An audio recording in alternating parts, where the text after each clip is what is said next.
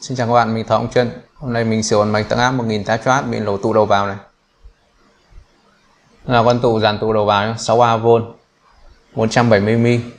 Do cấp điện áp vào quá cao thì lỗ tụ đầu vào, và mình đoán chắc chắn là chết con IC nguồn cấp trước đây nhá, con XL705A. Hiện tại mình cấp điện vào thì điện áp vào bao nhiêu điện áp ra bấy nhiêu, sụt áp một tí thôi, nó không tăng áp được. Mình dùng bộ cấp nguồn, mình cấp 15V vào nhé, thì chắc chắn điện áp ra sẽ thấp hơn điện áp vào một chút thôi, không thể tăng áp được. Điện áp ra 14V3 này, nhìn trên đồng hồ này.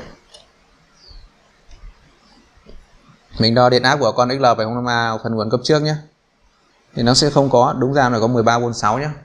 Mình đo trên chân 8 của con là M358 đây, và đo trên chân 11, 12 của con TL494 thì sẽ phải có 13,6V, nhưng hiện tại không có. Thì đầu tiên mình sẽ phải nhổ con tụ này, kiểm tra dàn tụ con nào chết thì thay, và thay XL705A nhé. Mình đang vội, mình sẽ nói hơi nhanh và cũng không trình bày sơ đồ mình nói nhiều rồi. Dạo gần đây mình có việc mình phải đi Hà Nội thường xuyên, nên tốc độ sửa của mình cũng chậm.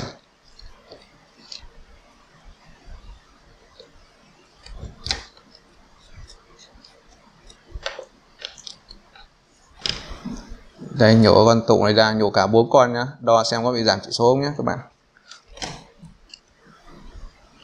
Mình chưa biết là cái phần công suất có chết hay không, nhưng mà chưa đứt cầu chì này chắc công suất chưa chết.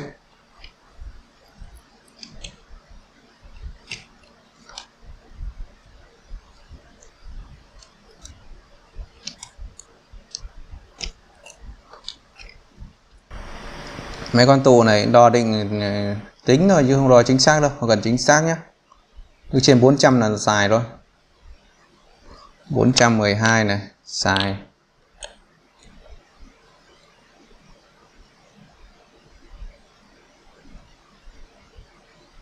410.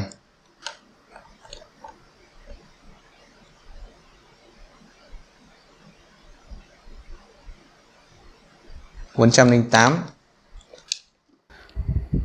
Mình đang không có mấy con tụ 63V 470mm ở đây, thì mình sẽ hàn vào sau, hàn tạm 3 con tụ vào thôi, thử công suất nhỏ thì vẫn chịu đựng được.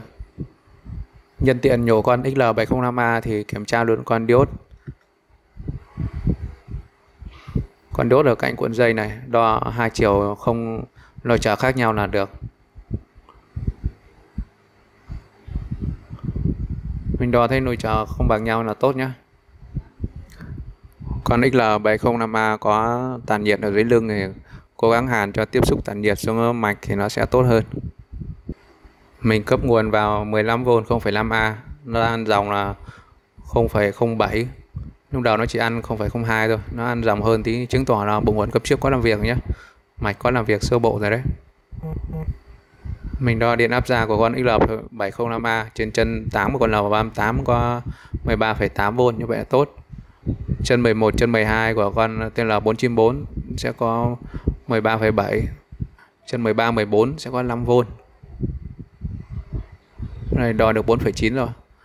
Đo chân 2 sẽ có 2,5V. 2,45, như vậy là cũng được. Điện áp chân 3 đang là 3,6V. Đo điện áp đầu ra này, đang là 69V nhé. Như vậy đã tăng áp được rồi, mình sẽ thử tải công suất của nó. Mình cấp nguồn vào 15V 5A này, đặt điện áp ra đang là 22,65V nhé. Thử tải ở 1A. Tải 1A ăn 23,14W này, trên bộ cấp nguồn báo 24,8, 24,9W. Mình sẽ tăng dòng lên 10A để mình thử công suất lớn này. Tăng dòng tải lên 1A, 2A, 3A, 4A.